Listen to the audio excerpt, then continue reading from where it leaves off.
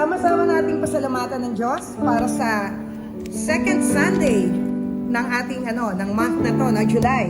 Purihin ang Diyos para sa lahat ng kanyang pag-iingat at pagpapala. Simulan na po natin ang ating Jesus celebration. At kaunting paalala lang po. Punan po natin ang mga upuan dito sa harapan para magkaroon ng lugar ang lahat.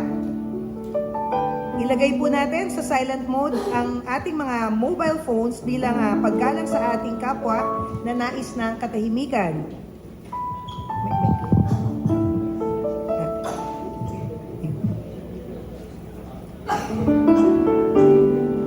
Yes, welcome po. Pakibigyan ng mauupuan po ang ating mga nakakatanda, mga buntis at mga may kapansanan. I think malubag pa po ang ating harapan. Welcome. Ayan. Marami po kami kanina, mga kababaihan. Ayan, siguro papasok pa lang sila ngayon. Alamin ang mga stairs exits na malapit sa inyo upang makalabas tayo ng kalmado.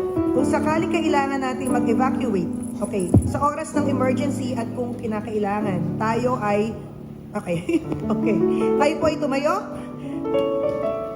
at pagpalain natin ng mainit at pagbati ang ating mga kasama dito sa ating pamayanan.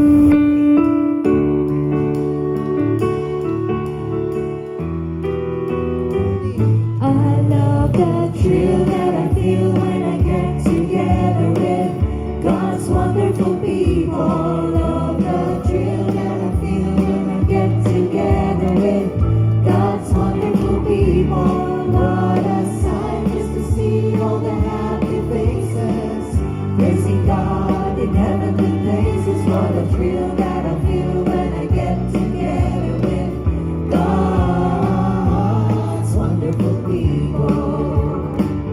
I love the thrill that I feel when I get together with God's wonderful people. Love the thrill that I feel when I get together with God's wonderful people. What a sight just to see all the happy faces, praising God in heavenly places. What a thrill that I feel when I get together with God's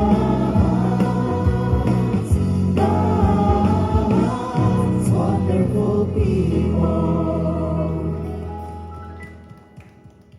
Tayo ba'y manalangin? Dakilang Diyos, ang mga makapangyarihan sa lahat, kayo po ay dinadakila namin sa umagang ito. May the words of our mouth and the meditation of our hearts be pleasing to you, O Lord, our rock, our God, our salvation. Sa umagang ito, Panginoon, ay nahayag ka sa buhay ng bawat isa. Ang iyong pag-ibig nawa, Panginoon, ang maghari sa aming lahat.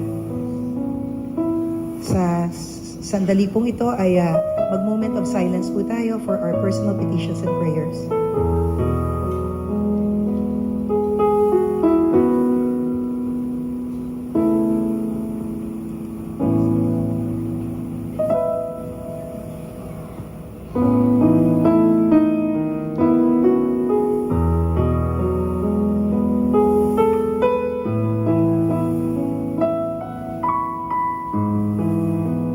From Psalm 63, we have seen your power and glory, O God.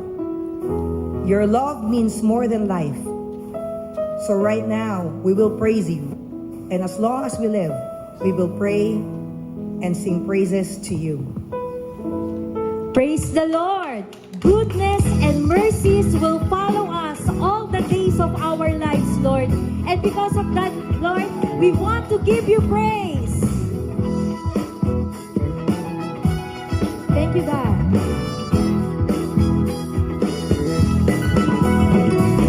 Enter his gates with thanksgiving. Come into his courts with praise.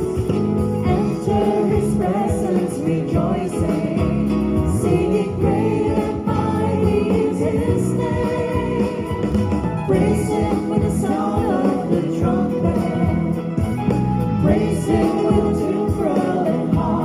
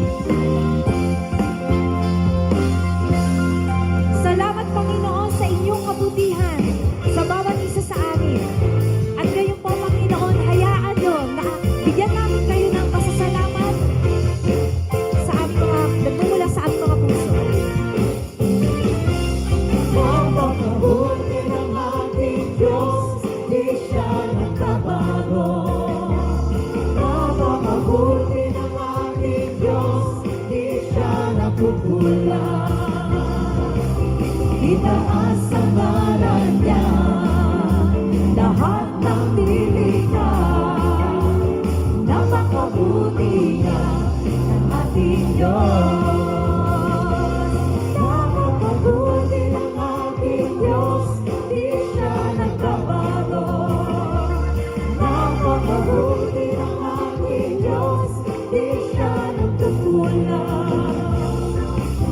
Itaas ang ngalan niya, lahat ng nilikha.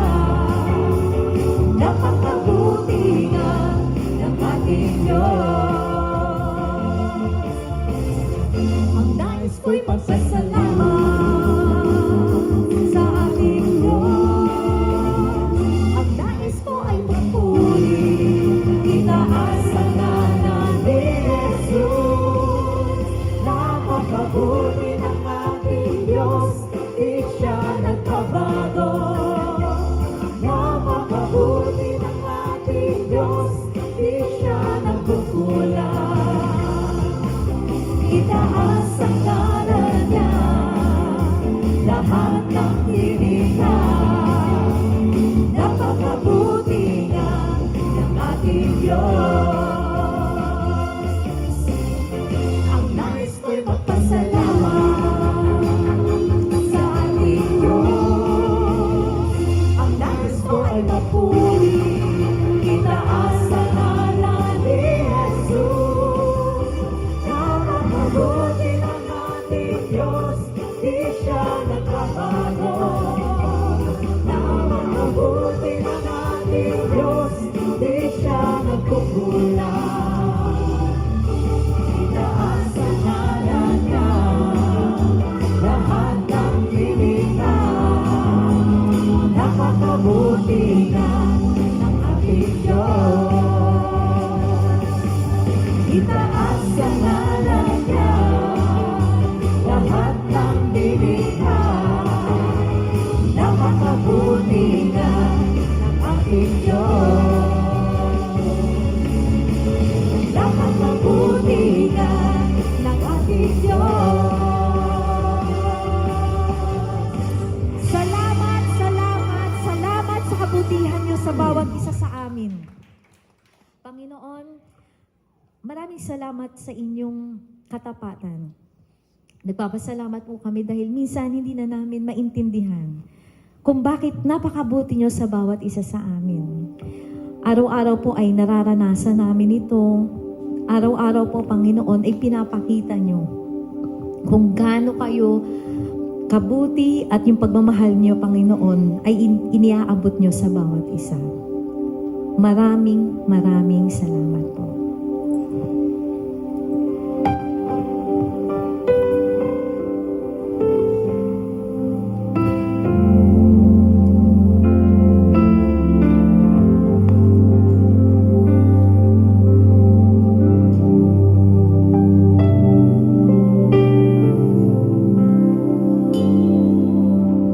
Buti-buti niyo, Panginoon, sa lahat ng oras, sa bawat araw, kayo laging tapat kong magmahal. Kaawaan ay magpawalang hanggan. Kay buti-buti niyo, Panginoon, sa lahat ng oras, sa bawat araw, kayo'y laging tapat kong magmamahal. Ang inyong kaawaan ay magpawalang hanggan. Pinupulit sinasamba kita, dakilang Diyos sa Panginoon.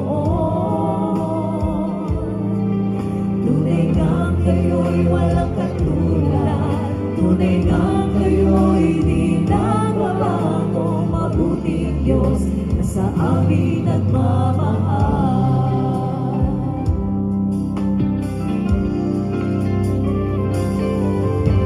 May buti-buti niyo, Panginoon,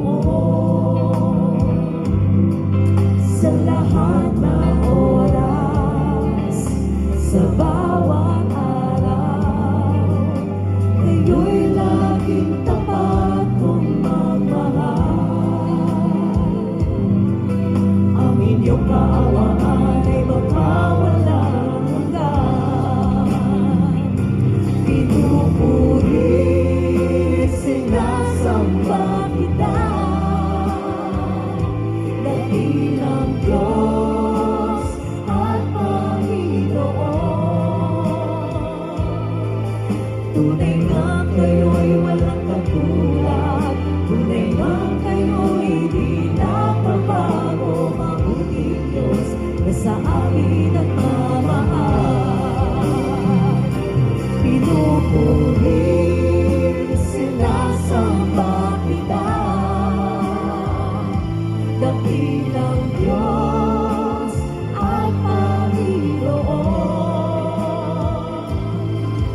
Tunay nga kayo'y walang katulad, tunay nga kayo'y di nagbabago, mabuting Diyos na sa amin nagmamahal. Tunay nga kayo'y walang katulad, tunay nga kayo'y di nagbabago, mabuting Diyos na sa amin nagmamahal. Mabuting Diyos na sa amin nagmamahal. Mabuting Diyos na sa amin nagmamahal.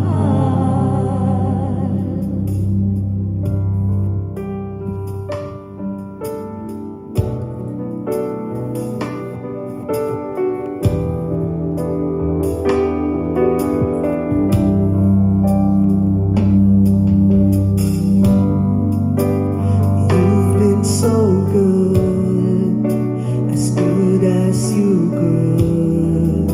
With you I endured the tough times I pulled. Your goodness I know. Every day I grow. You really did show that the good overflows. You've been so good. You've been so good. You've been so good. So good to me. You've been so good. You've been so good. You've been so good. So good to me. You've been so good as you could. With you I endured the tough times I pulled. Your goodness I know. Every day I grow. You really did show that the good overflows. You've been so good. You've been so good. You've been so good. So good to me. You've been so good. You've been so good. You've been so good. So good to me. You've been so good. You've been so good. You've been so good. So good to me. You've been so good. You've been so good. You've been so good. So good to me. Salamat Panginoon sa inyong katapatan, sa inyong kabutihan sa aming mga buhay. Hayaan niyo po Panginoon na patuloy namin kayong mabigyan ng kalwalhatian sa aming pakikinig ng inyong mensahe. Dalangin namin, Panginoon, na itago niyo po sa inyong likuran ang magbibigay ng mensahe niyo po sa umagang ito. And we pray, Lord, that you will bless the whole program, whole worship experience, Lord, until afternoon. In Jesus' name, we pray. Amen. In Jesus' name. Magandang umaga mga kapatid. It's so good to see everyone. And I would like to invite you as everyone settles down. Let's continue to focus ourselves. Let's find rest in the presence of the Lord. Sa ilang saglit pa ng panalangin, ng tahimik na panalangin, namnamin pa natin ang ilang saglit ng pagtuon ng ating sarili sa ating Diyos. Let's thank the Lord for the opportunity of being together this morning. Let's thank the Lord for this morning. Pasalamatan din natin ang ating Panginoon sa buhay na Kanyang ibinigay ngayong araw na ito, sa lahat ng pagpapala na ating tinanggap ng mga nakaraang araw, sa mga kagalingan na inihatid niya sa atin, sa ating mga mahal sa buhay. Let's thank the Lord and appreciate this moment right now.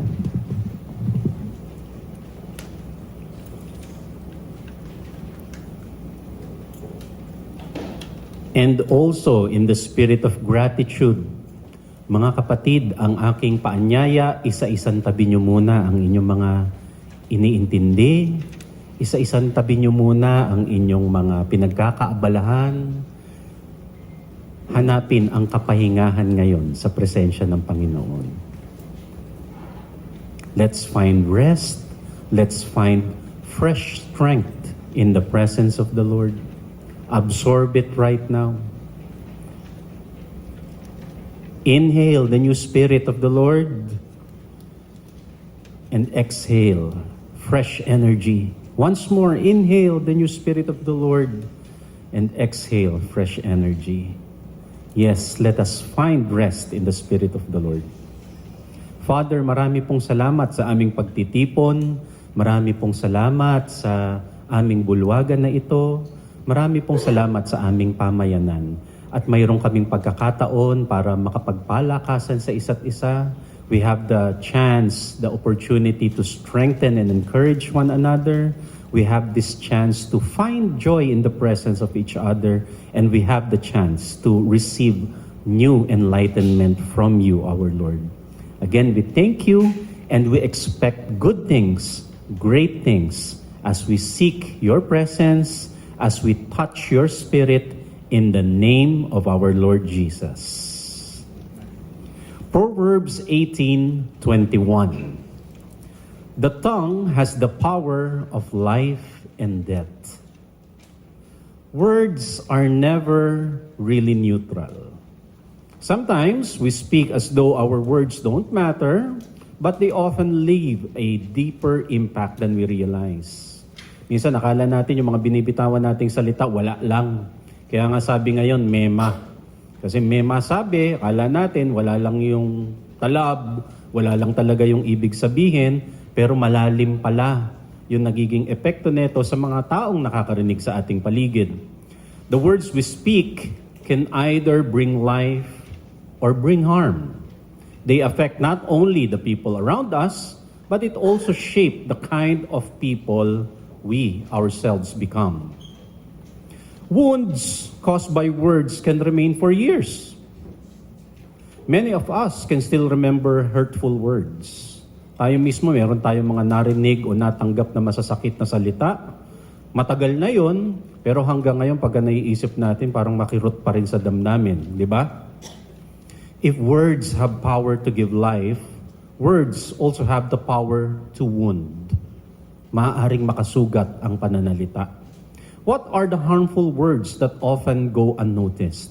And how do these words affect the people around us?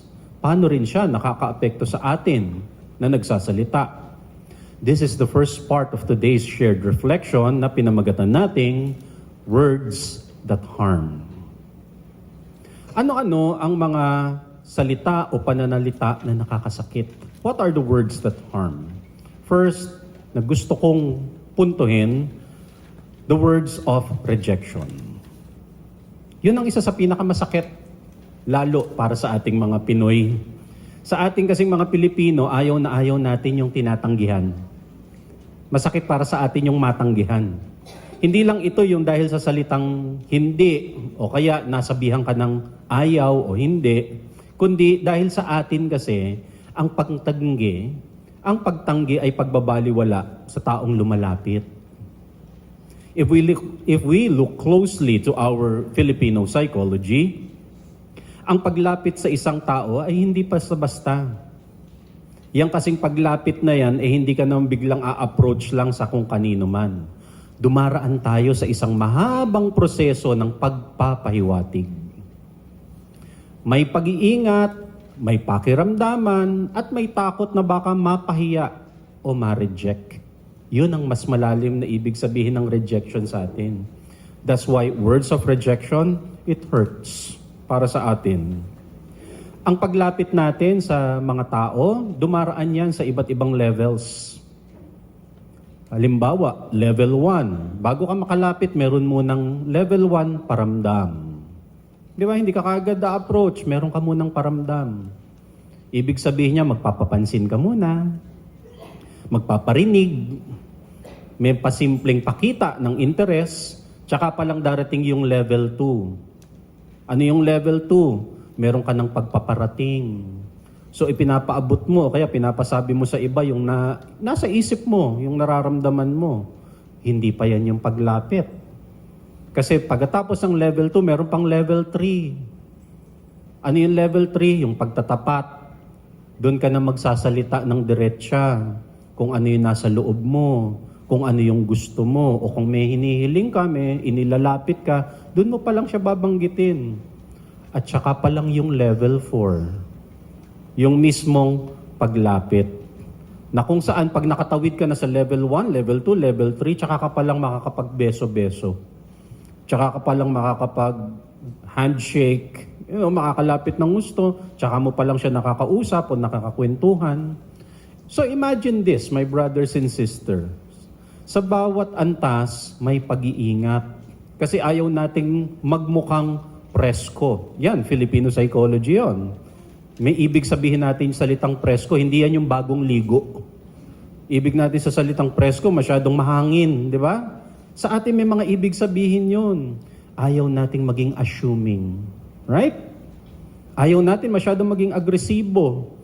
Kaya kapag may lumalapit sa atin, madalas hindi natin nakikita yung gaano kalaking lakas ng loob yung kailangan ng tao para lang makalapit. The closer you want to get to a person, the greater the emotional investment. The deeper the investment, the deeper the pain of rejection. Kaya pag nakakatanggap o nakakapagbitaw ng hindi na pag-isipang word of rejection, malalim ang sugat. Now, hindi natin sinasabi na alisin natin yung mga personal boundaries. Hindi natin sinasabi na basta na lang natin tanggapin ang lahat ng lumalapit sa atin. Ang gusto nating puntuhin ngayon, maging maingat tayo. Maging marahan tayo sa paraan ng pagtanggi upang hindi tayo makasugat ng damdamin. Mag-ingat because words of rejections harm people. Ayaw nating makababa ng dignidad ng kapwa. Mag-ingat sa pagtanggi nang hindi tayo nakakasakit ng damdamin nang hindi natin alam. Kaya, mga kapatid, ngayon na medyo marami-rami na tayo, maging mabait kayo sa mga usher. Pag kami sinasabi sa inyo, dito po tayo maupo sa harapan, sumunod, tumaayos, huwag kayong tanggi na, dito lang ako.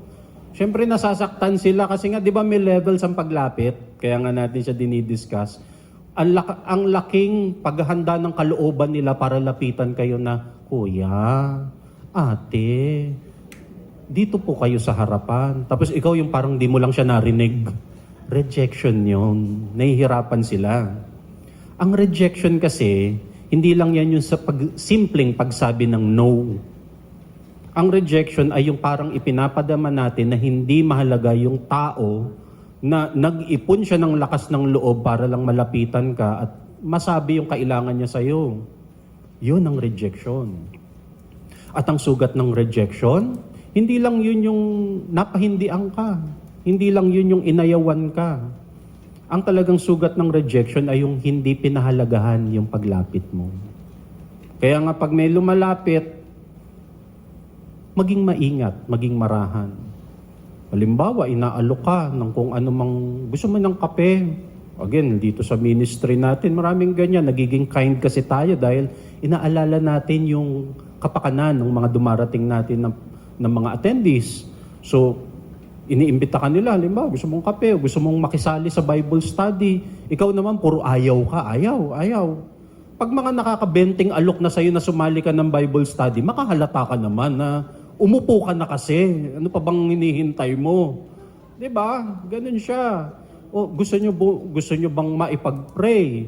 Pagka mga 2 oras ka nang inaalok ng gusto mo maipag-pray, magpa-pray ka na rin o kaya makisama ka lang doon sa prayer. Kasi nga, yan ay ating kagawian ng pakikisama para nang sa gayon, maluwag at mas mahinahon, mas magkakadugtong yung ating samahan. Kapag inaalok, medyo pagbigyan mo na ng pagtanggap. Rejection is not merely saying no. It is making someone feel that their courage to reach out and perhaps their own worth doesn't matter. Kaya nga, maging maingat in causing harm with words of rejection. Proverbs 15:1, a gentle answer turns away wrath, but harsh words stir up anger. And it also stir up, if I may add, unnecessary harm. Kaya maging marahan. Ayaw niyong makasakit, magdahan-dahan sa mga word of rejection. What else could cause harm? Or what are the words that could cause harm? Isa pang pwedeng makasakit, words of negativity. Sometimes, kailangan naman talaga nating mag-express ng kabigatan ng ating puso. Kailangan nating ilabas yung negative feelings na nasa kalooban natin. Normal yon. At according sa psychology, healthy pa nga yung ganon, yung kaya mong i-verbalize yung mga heavy feelings mo, mga sadness, mga frustration. Especially healthy yan pagka safe yung environment na pinagsasabihan. However, ito yung kailangan nating bantayan. However, if we make it a habit to constantly verbalize our negativity, our words will eventually harm not only yung mga people na nakakarinig sa paligid natin, it will also harm yourself. Again, pag sinasabi kong if it becomes a constant behavior, if it becomes a habit, kasi negative words can influence our mood. It can influence the atmosphere around us. It can influence the relationship that we have with others. And so, in this sense, negative words do more than express reality. They actually shape and influence it. Hindi lang siya yung parang, binabanggit ko lang naman kung ano yung naobserbahan ko. Pero pag paulit-ulit na siya na ganun, baka nai-impluwensyahan na ng salita mo yung mismong mood ng paligid. When negativity becomes our habitual way of interpreting reality, naku, harmful yan. Hindi natin sinasabi na maging bulag sa katotohanan, yung parang negative na nga yung sitwasyon, hindi mo pa pinapansin, hindi mo pa ina-acknowledge. Hindi yun sinasabi natin na maging bulag sa katotohanan. What we are saying is that wisdom acknowledges the problem without surrendering to despair. Oo, sabihin natin na talagang pangit ang sitwasyon. At naoobserbahan mo yan, binabanggit mo lang kung ano yung nakikita mo, pero wag naman doon sa point na parang mukha ka ng walang pag-asa. 2 Corinthians 4:8-9, we often suffer, but we are never crushed. Even we don't know, or even when we don't know what to do, we never give up. In times of trouble, God is with us. And when we are knocked down, we get up again. Ano yung point ni Apostle Paul dito? Oo, negative kung negative ang sitwasyon. Oo, problema kung talagang may problema. Pero sinasabi naman niya, we suffer, pero hindi naman tayo nagdurusa ng gusto. Nagkakaroon ng trouble, nagkakaroon ng problema, pero hindi naman ibig sabihin wala ng pag-asa. At kung matumba man tayo, matisod tayo, sabi pa ni Paul, makakabangon naman eh. Kaya nga mag-ingat sa kaka-verbalize ng mga negative things around. Baka maimpluwensyahan niya yung mismong iniisip mo. Hindi na lang siya pag-verbalize nung sitwasyon na kinalalagyan mo. Negative speech slowly narrows a person's vision. Kumikitid, lumiliit yung nakikita. Pagka puro negative yung lumalabas sa bibig. Kasi ang mas na-highlight, ang mas na-magnify ay yung problema. At minamaliit yung mga posible pang mabuting bagay na mangyari. Kaya halimbawa, binabantayan natin, ano ba yung mga sinasabi natin na akala natin nagve-verbalize ka lang, yung pala nagiging habit mo na. Ano yung mga negative words na yon? Pagka sinasabi natin, wala na talagang pag-asa. Wala nang pag-asa tong bansa na ito. Pagka nagve-verbalize tayong gano'n, paulit-ulit, nawawalan talaga ng pag-asa yung bansa. Pagka lagi mong sinasabi yung mga katagang, kailan ba matatapos ito? Di ba may mga ganyang verbalization? Ay, may malalim pang buntong hininga. Kailan ba matatapos ito? Are you sure gusto mo matapos yan? Pagtapos na tapos na yan, bakit tapos ka na rin? Kasi hindi naman ganun ang buhay. At lalo pa, yung isang nakakalusot lagi na hindi natin napapansin, negative word. Yung negative phrase pala na buti pa dati. Paano siya nagiging negative? Yung mga kataga na yung buti pa dati. Kasi parang sinasabi ng mentality mo, wala nang mabuti ngayon. So that's a negative expression if you think about it. Kung ang mentality talaga ay sinasabi ko lang naman kung ano yung totoo, di dapat sabihin mo rin hindi lang yung problema, pero banggitin mo rin yung opportunities. Kasi totoo pala yung gusto mong i-verbalize hindi naman pwedeng puro problema lang yung present. Kung merong problem, meron ding opportunities. Kung merong failure, meron ding growth. At kung merong mga losses, remember, meron ding grace. So kung i-verbalize mo talaga yung naobserbahan mo, wag lang yung negative. Dapat kasama yung mga positive things. The thing is, pag nasasanay nga tayo ang bine-verbalize lang natin ng, hi, puro na lang problema. Baka nga kasi, yun ang sinasabi mo, kaya puro problema. These statements, mga kapatid, may sound practical, it may sound realistic, kasi nga, nagbe-verbalize ka lang, but consider this. Consider this. Repeated negative words becomes your belief. It becomes your worldview. And it will imprison your imagination. It will weaken your courage and it will extinguish hope. Yung palang lumiit yung imagination mo When I say imagination, yung parang, yan na lang ba ang iniisip mo na pwedeng mangyari? Hindi ba pumapasok sa saloobin mo na marami pang pwedeng mabuting bagay na mangyari? Again, pag puro problema, yung lumalabas sa bibig natin, puro observation ng problema, baka nga lumiliit kasi yung pagtingin sa mga bagay. Negativity assumes and declares that the present has nothing good to offer. And soon enough, maya-maya, we no longer see what God is doing.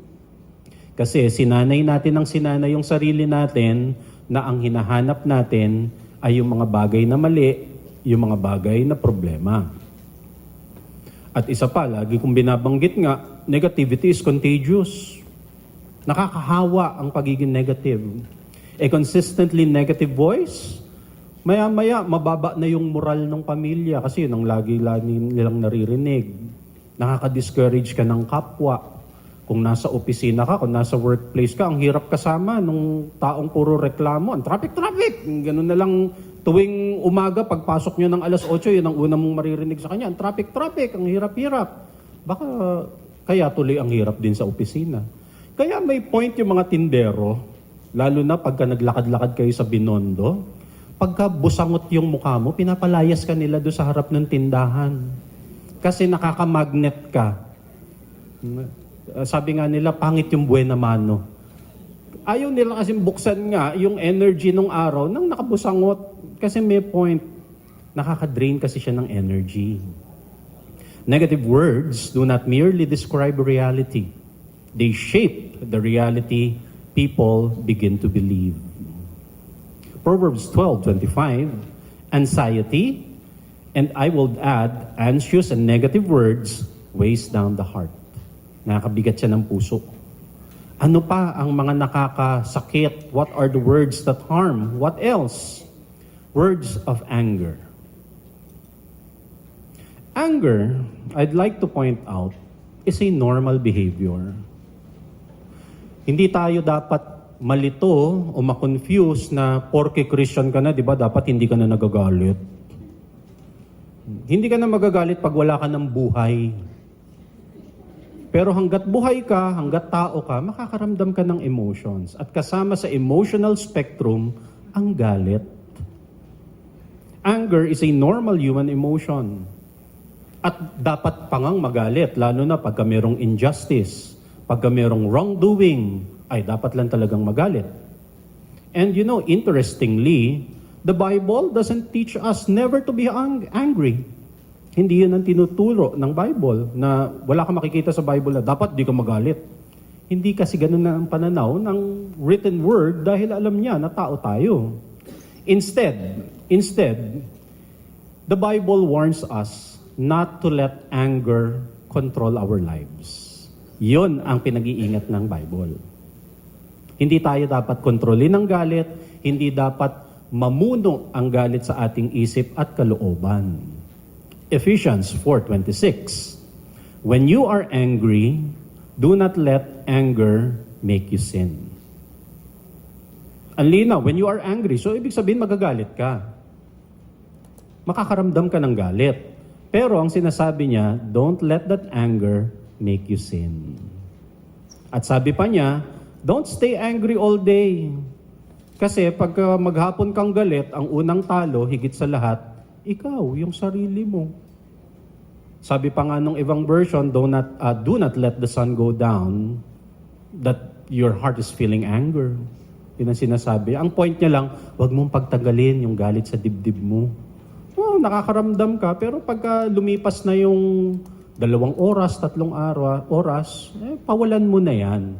Do not let anger control your life. Do not let it control your day.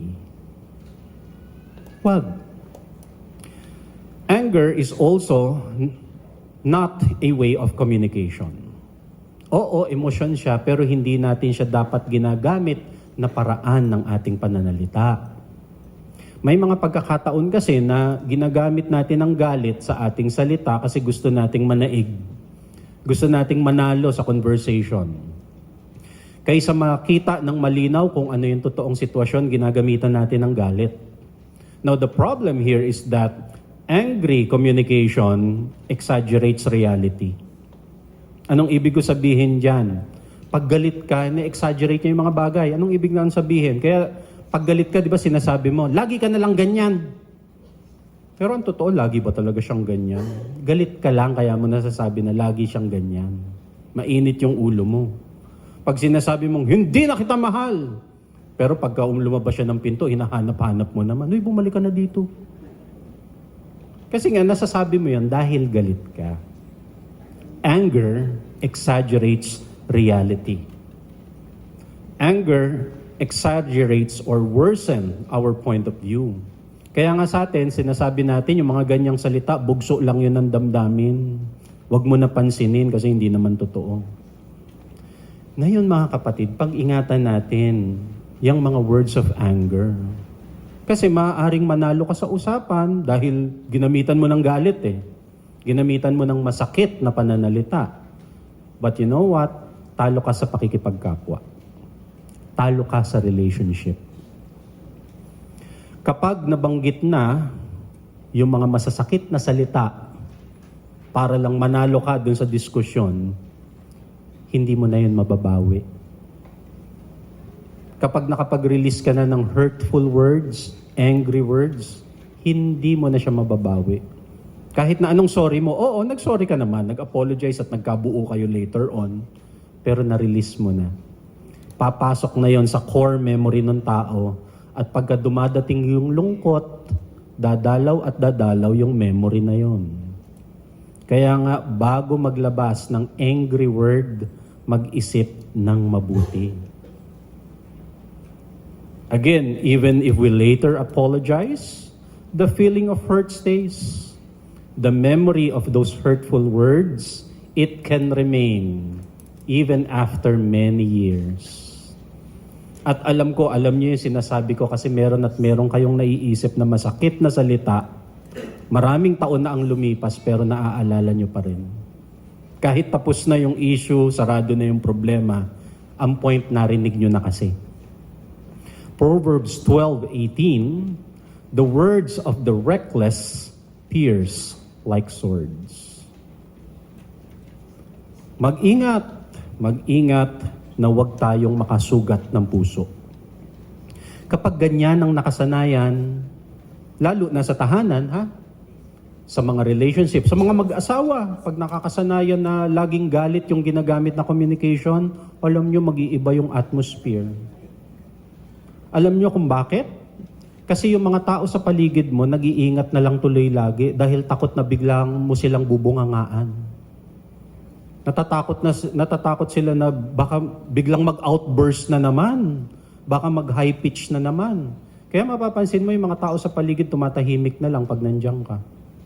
Bigay na lang ng bigay sa'yo. Pero anong klaseng relationship yun? Yung pinagbibigyan ka lang pala. Pero ang totoo sa loob-loob nila, nag-iingat sila na, kasi na naman, iinit na naman ang ulo niyan, magbubunganga na naman yan. Para wala na lang usapan, pagbigyan na lang. Di ba? Yung ganun, gusto niyo na bang ganung klaseng relationship? Yung nag-iingat ang lahat na baka sumabog ka. Relationships should dwell in love, not in fear. When anger becomes the regular word and expression, it will harm everyone, including yourself. So don't let anger speak for you. Mas galit ka, mas kailangan mong timpiin ang bibig mo na magsalita. Kasi baka maging weapon yung mga words na bibitawan mo na makakasakit sa lahat, kasama ang inyong sarili. So as I have said, words are never really neutral. Words of rejection, negativity, and anger always leave a mark. They diminish dignity, they weaken hope, and they will replace safety with fear. Hindi na safe ang feeling kasi nga natatakot sa susunod na outburst. Baka nga ngayon habang pinag-uusapan natin to, habang nakikinig kayo, baka meron kayong naaalala ng mga masasakit na salita na nabitiwan sa inyo. Baka rin na naaalala nyo ngayon yung kayo naman, yung nagbitaw kayo ng masakit na salita na ngayon naiisip nyo, dapat pala hindi ko sinabi. Mga masasakit na salita na nakasugat ng damdamin ng kapwa. And so the challenge, kaya natin binubuksan yung usapin, is not to simply stop ourselves from saying harmful words. The deeper question is this: if there are words that harm, what are the words that heal? Kung meron mga nakakasugat na salita, ano naman yung mga pananalita na nakakapagpahilom ng kalooban? If our words have the power of life and death, how do we become people whose words are consistently bringing life? That is what we will reflect sa second part ng ating study. Kasi hindi na natin mahihintay yung next week para ituloy pa ito. So ang pangalawang message natin ngayong umaga ay pinamagatan nating Words That Heal. Dalawa ang message natin ngayon. What are the words that bring healing? Una sa lahat, the Word of God. Ang isa sa pinakamainam, pinakamabuti nating mabibigay sa ating mga kapatid, sa ating mga mahal sa buhay, is the written Word of God. Give God's written word to remind people of God's wisdom, God's promises, and remind them that God is present. Ang tunay na kapangyarihan ng mga Bible verses ay nasa pagbibigay ng liwanag, nasa pagbibigay ng pag-asa at lakas ng loob. Kailangan kong i-highlight yan kasi hindi lang tayo bigay ng verse. Be mindful that the Bible can be used either to wound or to heal. Throughout history, maraming mga tao ang gumamit na ng mga verse. Maraming tao na ang gumamit ng scripture to shame, to condemn, even to manipulate and burden others. Gawain yan ng mga Pharisees, yung hala sige gamit ng verse. Pero pwede nating piliin na gamitin ang written word of God as words that bring healing. Don't just quote the Bible. Share it to bring healing through careful wisdom and love. 2 Timothy 3:16-17, every scripture inspired by God is also used for teaching, for reproof, for correction, and for training in righteousness. Every scripture that is inspired by God, pwede yan gamitin. Nasa inyo yun, nasa pamimili nyo. Kasi halimbawa, merong may sakit, tapos sasabihin mo sa kanya yung verse na, ano kasi yung kasalanan mo dito, kaya kami sakit na ganyan. At makakahanap ka ng verse para doon. Pero pwede mo rin siyang gamitan ng verse, bigyan siya ng verse na makaka-encourage sa kanya. Pwede mong piliin yun. Kaya piliin at maging intentional. Bakit ko ba sinasabi itong verse na ito? Nawa, ginagawa natin yan to bring healing. When Scripture is read through the leading of the Holy Spirit, when it is filtered and understood in Jesus-ness, it becomes a source of healing rather than condemnation. Use the Scripture to bring healing. Bibigyan natin ng diin yun. And not as a weapon to harm people. John 6:63, sabi ng Panginoong Hesus, "The words I have spoken to you, they are full of the Spirit and life." Sabi yan mismo ni Jesus na yung mga words na binitawan niya, yung mga na-document na words niya, it is full of the Spirit, it is full of life. So kung wala yung Espiritu at hindi nakakapagbigay buhay, teka, salita ba talaga ng Diyos yan? Kasi dapat nagbibigay siya ng bunga ng Espiritu at buhay. God's written word, according to Jesus, was intended to bring healing and life. Uy, kaya mga kapatid, magpasalamat kayo pag meron text ng text sa inyo ng mga Bible verse. Kahit napupuno yung inbox nyo, yung tambak na yung laman ng messenger ninyo dahil lang doon sa mga verse na pinapadala, magpasalamat pa rin kayo doon. Buti nga, may nagbibigay, may nagpapaalala sa inyo ng mga bagay na yan. Ano pa? What other words can bring healing? Words of acceptance and acknowledgement. One of the deepest human need is to know that we are seen, that we are heard, and that we are valued. Hindi naman natin kailangan mangbola o manguto ng tao para lang maramdaman yung pagtanggap. Hindi ganun yun. Acceptance is not only about agreeing with someone or approving kung ano yung trip nila. Hindi lang yun yung acceptance. Acceptance begins by looking at people and recognizing that they too, they have feelings. They also have needs. And just like us, they are doing the best that they can to get through life. Yun ang acceptance, na pare-pareho lang tayong dumadaan sa buhay at kailangan nating tulungan at alalayan ng isa't isa. Nandoon ang tunay na ugat ng pagtanggap. Kaya yung mga healing words through acceptance, napakadali. Mga simpleng, I'm glad to see you. It's good to see you. Kasi you acknowledge the person's presence. Pag sinasabi mo yung appreciation mo for what is being done, acceptance yun. Minsan ang kailangan mo lang sabihin sa tao para makaramdam siya ng healing ay yung pag-unawa na pwede mong sabihin na, alam mo, nakikinig ako sa'yo. Alam mo, nauunawaan kita. Mga simpleng words na pwedeng magbigay ng healing because the essence of acceptance and encouragement is there. Hindi niya nasosolve ang lahat ng problema. Hindi porke sinabi mo na may solusyon na. Pero ang sinasabi lang niya ay nandito ako. Magkasama tayo. At sinasabi mo na, actually nakikita ko yung point mo.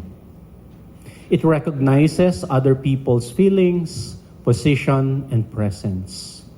Bilang tao kasi, hindi naman natin kailangan na yung mapalakpakan lagi, yung mapansin lagi. Medyo may problema ka pagka ganun ang trip mo, no? Yung parang gusto mo na lang lagi ka napapansin. Pero sa totoo, hindi naman tayo ganun bilang tao. Hindi naman natin hinahanap talaga na maging bida sa eksena palagi. Alam niyo ang talagang gusto natin? Gusto lang natin na maramdaman na bahagi tayo ng isa't isa. Gusto nating maramdaman na kaisa tayo and that we are connected in a meaningful relationship. Si Jesus, ganun si Jesus. Yun ang isa sa pinapahalaga ni Jesus tuwing nandoon siya sa presensya ng ibang tao. Pinaparamdam niya sa mga tao na nakikita niya sila. Nakikidama siya sa ibang tao. Kaya di ba si Zacchaeus ang liit-liit na mama, pero nakita niya sa ibabaw ng puno. Of all the people in the crowd, si Zacchaeus ang nakita niya. At tinawag niya by name. Zacchaeus, mag-dinner tayo sa inyo. Imagine that. Jesus felt the touch of the bleeding woman. Naalala niyo yung kwento na yon? In the middle of the crowd, ang naramdaman niyang paghipo, yung bleeding woman. Jesus made that special ministry of making people feel that they are accepted, that they are acknowledged. Ganun ang Panginoong Jesus. Nung minsan, may lumapit sa Panginoong Jesus, mayaman na lalaki, tapos ang tanong sa kanya, nagawa ko na po ang lahat ng commandments, na-accomplish ko na po ang dapat i-accomplish according to the religious law. Ang bait ko actually, at kilala ako sa kabaitan ko, ano pa po ang kulang? Di ba? Ganun ang approach ng lalaki. Take interest kung paano sumagot si Jesus sa kanya. Mark 10:21. Jesus looked at the man in a way that showed how much he cared for him. Kung iba-ibang tao, baka dinagukan yung lalaki. Diba? Baka kinaltukan na niya. Ang pinagsasabi mo dyan? But Jesus is always caring. May kailangan itong taong ito. At tingin pa lang, yun yung sinasabi ng verse, tingin pa lang ni Jesus, ipinadama na niya na, alam mo, love kita. Marami kang confusion sa buhay at kung tutuusin, karapat-dapat kang kaltukan, pero words ko na yun, hindi words ni Jesus yun. Ang gusto kong hang i-highlight yung words ni Jesus na, despite that, Jesus looked at the man in a very loving way. Oy, let's not be confused, Yung sinasabi nating acceptance, kasi ito ang confusion ng mga tao. Naku-confuse na pag sinabing acceptance, tolerate na lang kung yung mali. Ganun ba ang acceptance? Acceptance po yung ibe-babysit mo na lang, yung mga makasalanan. Hindi yun yung acceptance na tinutukoy natin. People are often more willing to receive correction after they know that they have been first received or accepted. You cannot change what you do not care about. Kung gusto mo talaga ng correction, kung gusto mo talaga ng transformation, mas dapat ka ngang magsimula sa acceptance. Kasi mas magiging open yung tao sa correction. Romans 15:7. Accept one another then, just as Christ accepted you, in order to bring praise to God. Importante yung binanggit ni Paul dito sa dulo. Accept kung accept. Kasi yun ang instruction ng Panginoong Jesus at ganun ang pagtrato niya sa atin. Pero ultimately, bakit mo yung ginagawa? To bring praise to God. So, wag siyang i-confuse sa tolerating ng mali. Yung binibabysit mo, yung mga kamalian, naku-confuse ka. Kapatid, pag sinabi nating acceptance, binubuksan mo yung daan tungo sa pagbabago. Nang sa gayon, mas mapapurihan ng Diyos. Words of acceptance are not given merely for their own sake. The purpose of words of acceptance is to bring healing, to bring restoration, to open relationships, and ultimately, as I have said, to glorify God. Ano pa? Marami pa tayong words of healing. Actually, 3-part yung message, so kulang lang yung handouts. Isa pang gusto kong puntuhin na word na nakakapagpahilom, these are words of gentleness and encouragement. Gentleness is not weakness. Gentleness actually is strength under control. Napagkakamalian kasi na pagkamalumanay, parang walang authority, malumanay. Hindi. Actually, mas may kapangyarihan yan. Kinokontrol niya lang ng gusto. To be intentional in being gentle. The healing power of words is determined not only with the words we speak, hindi lang yun sa pananalita mo, but also on how you say it. Kaya mas gentle ang pananalita, mas dapat pakinggan actually. People do not simply hear words. They also hear the tone of our voice.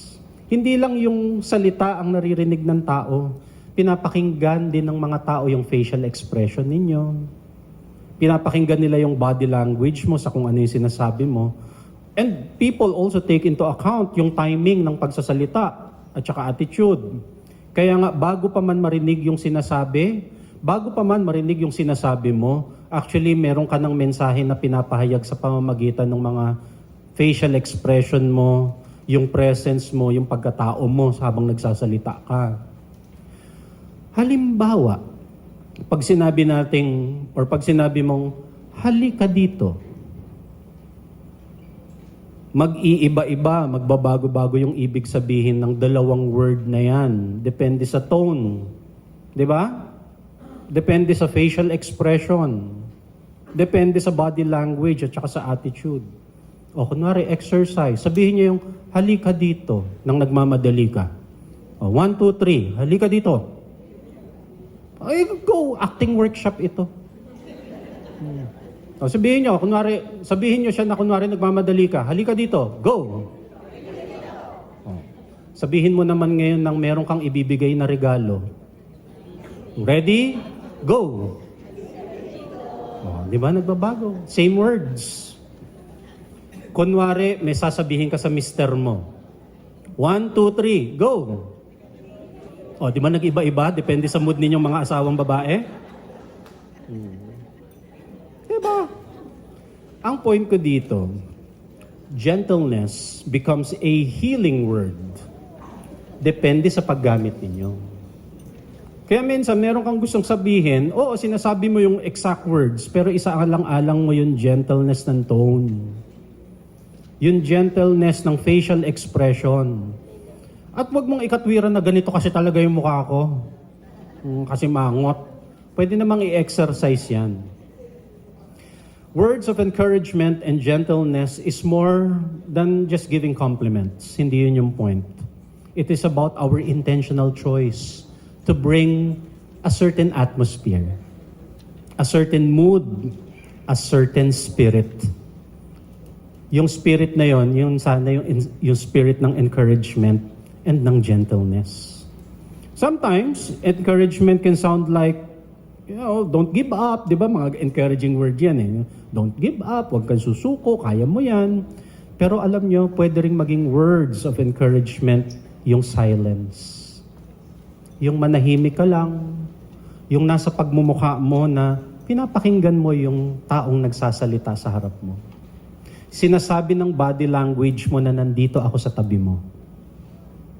Words of gentleness and encouragement. Pwedeng ganun. Not every healing word needs a sentence. Sometimes, or more than anything, it needs presence.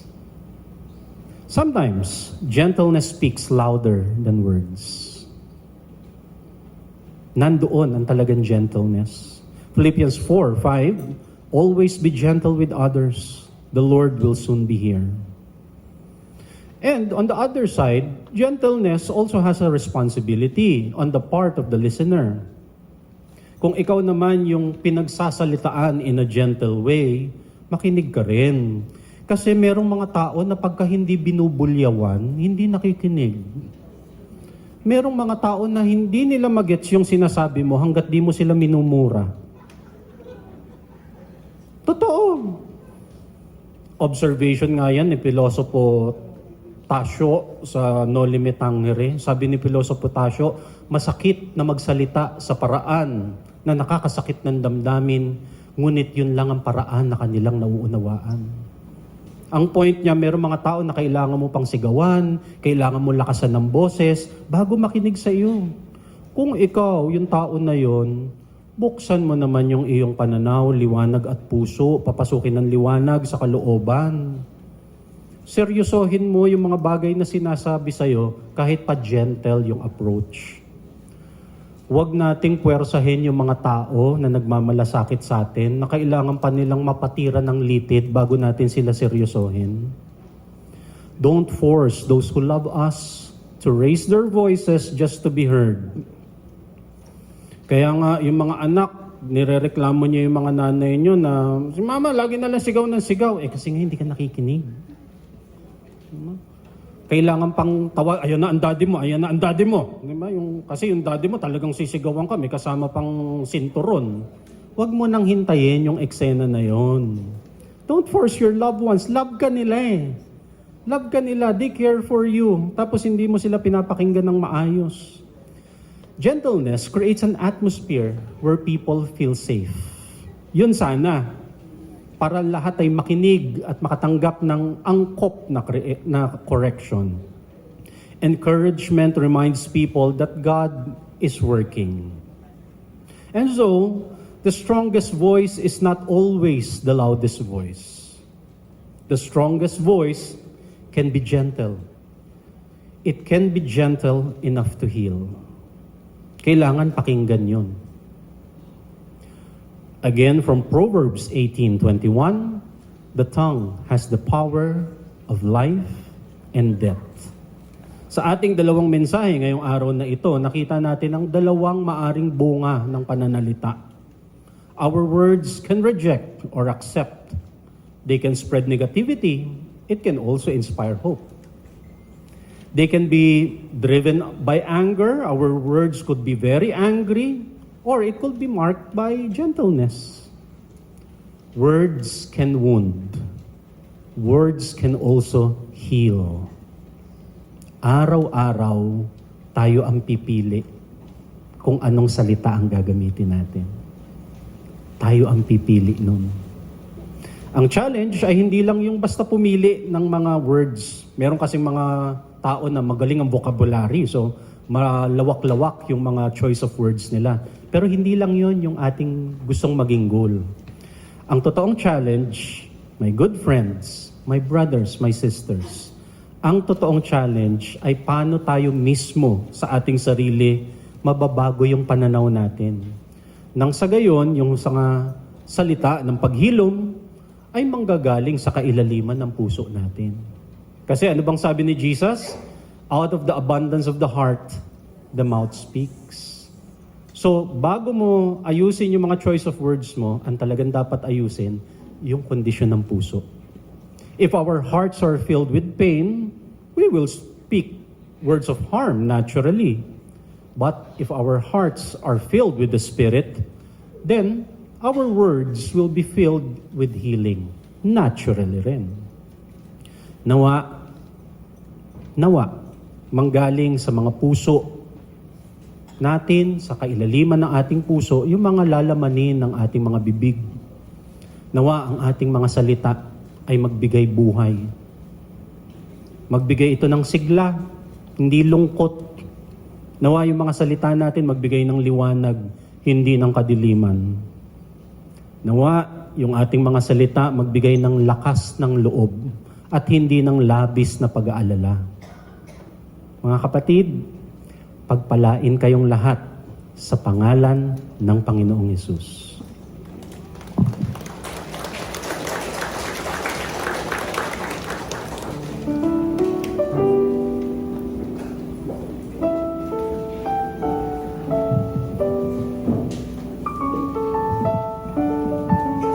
Heavenly Father, we thank you for the message today, reminding us that our words have the power of life and that we are called to be people who bring healing. And as we bring our tithes and offering to you, We do so with hearts of acceptance and acknowledgement, recognizing that all we have comes from your provision. May these gifts be used to spread the words of hope, gentleness, and encouragement to others, just as you have accepted and loved us. We offer this to you, not out of fear, but out of our desire to see your love dwell in our community. Bless these offerings and those who gave them. This we pray in Jesus' mighty name.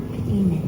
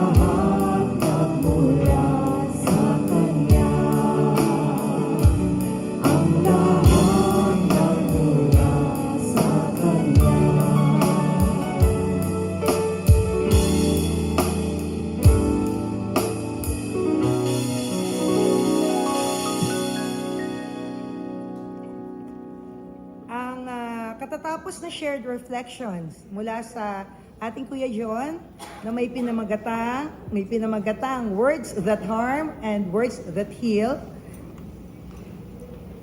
ay atin pong makikita din po yan online, ano? Kung kayo po ay napagpala ng messages, mainam na ibahagi ito sa ating mga kaibigan at mahal sa buhay. Hanapin lang po sa YouTube ang Day by Day, Juan Ayala, East Tower, and Shorts by John Arrieta. Isang segue lang po. Marami po sa dumating po sa atin ngayon. Welcome po sa inyo. Nakita daw po tayo sa online. Kaya sila nandito. Praise God. Mapapakinggan din po ang mga messages ni Pastor Ed Lapis sa YouTube at Facebook. Hanapin lang ang Day by Day Jesus Ministries.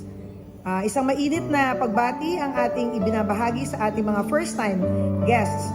Binabati din natin ang ating mga bakasyonista mula sa probinsya at ang mga balikbayan. Pagpalain po tayong lahat ng Panginoon. Isang pagpapala ang makasama kayo. Palakpakan po natin. Mamaya po ay magkwentuhan pa tayo sa ating munting salo-salo. You are all welcome to be part of our community into Jesusness. Para sa mga may nais makasama sa panalangin, bisitahin niyo po ang ating Silid Katahimikan Prayer Room sa inyong dakong kanan.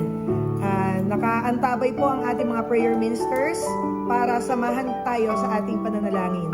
You may send your offerings and love gifts or donations through our official bank account. Ayan, makikita po natin sa screen. Bisitahin po ang Kaloob book table sa may gawing likod po, sa may entrance. Likod ngayon, entrance naman po natin. Para sa mga copy ng libro ni Kuya Ed Lapis at Kuya John Arieta. Ang gaganda po ng books ni Kuya John. Marami na po ako na-sharean at natutuwa po sila. So, hanapin lang po natin si Ate Charlotte at si Ate Nona. Kasalukuyan na inihahanda ang ating outreach sa Concordia Orphanages, Santa Mesa, Manila. Wow! Thank you po sa mga nakabahagi po natin. Nakatakda ang ating program next Saturday, July 18th. Mayroon pong meeting sa pangunguna ni Ate Melody, ang outreach team, mamaya pagkatapos ng ating Jesus Celebration. Gayon din naman, nakahanda pa rin tayong tumanggap ng mga donations para sa mga toiletries, baon sa school at school uniform ng mga bata. Makipag-alam kay Ate Melody, Ate Judith, Kuya Briel Abad at Ate Janine Cuevas para sa inyong mga donations. Next Sunday, July 19, inaanyayahan po ang mga magulang ng mga bata sa ating Junior Sunday School para sa isang meeting kasama ang mga volunteer teachers. Ito po ay nagaganap right after our worship celebration, right after our worship celebration ng July 19th po. Okay, para po sa iba pang detalye, makipag-ugnayan naman po kay Ate Judith.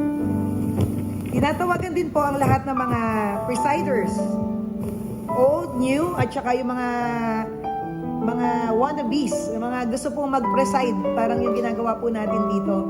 And mayroon naman po tayong guidance ng ating mga leaders, kaya kayang-kaya po natin yan. Para po sa mga ibang detalye, makapag-ugnayan po mamaya kay Ate Judith. Tinatawagan din po ang lahat ng mga, Ate Judith. Okay. Nais po nating ibalita na magkakaroon ng special study ang mga husbands and wives. Wow! Na pangungunahan naman po ng ating mga couples. Yay! Ito po ay gagawin tuwing, 9 a.m. to 10 a.m. sa study at kwentuhan area. Makipag-ugnayan kay Kuya Bio, Kuya Romeo at Ate Christy Cuevas para sa mga detalye nito. Magkita-kita po tayo next week, July 19th, sa ating pamayanan Day by Day 1 Ayala East Tower.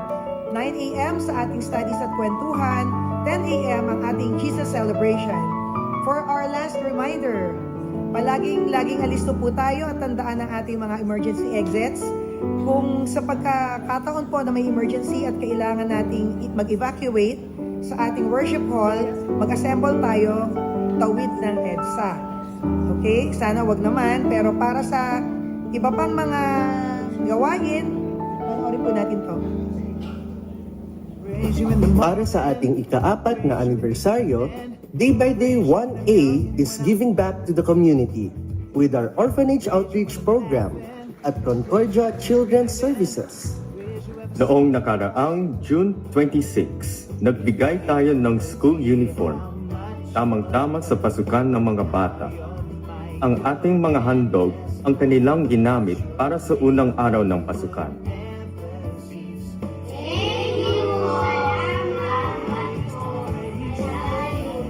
Sa darating na Sabado, July 18, magsasagawa po tayo ng engagement activity para sa mga orphans at street children. Patuloy po nating ipanalangin at suportahan. Purihin ng Diyos na mapagmahal.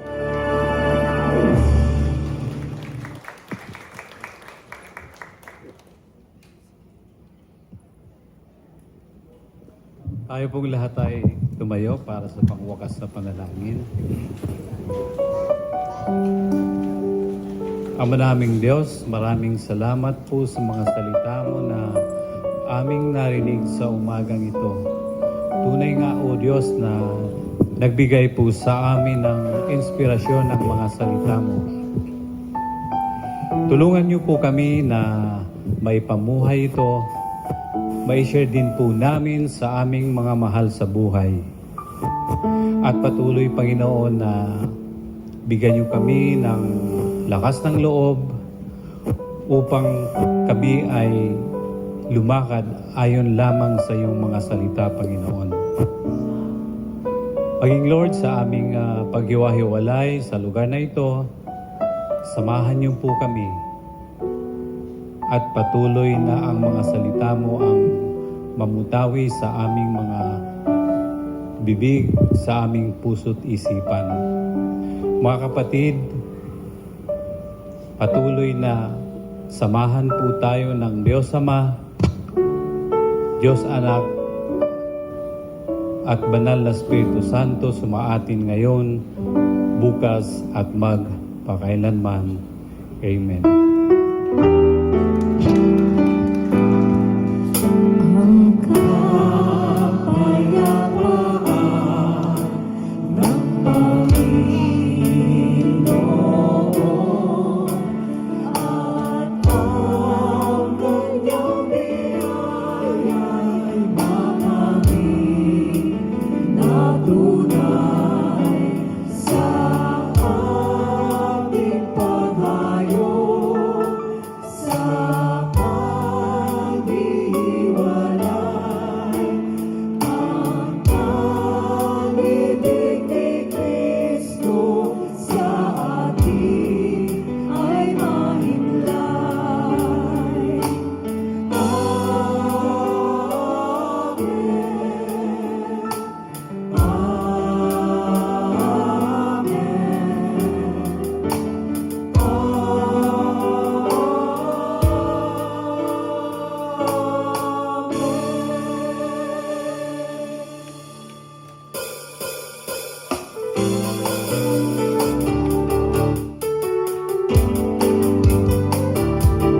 Day by day, we grow more forgiving. Day by day, we are more accepting. Day by day, growing with a kinder heart, like Jesus more and more. From glory to glory, day by day. Let's be more loving, be more kind, as Jesus showed us the way of love. Day by day, we grow more forgiving. Day by day, we are more accepting. Day by day, growing with a kinder heart, like Jesus more and more. From glory to glory, day by day, into Jesus' dance. Day by day, into Jesus' dance. Into Jesus'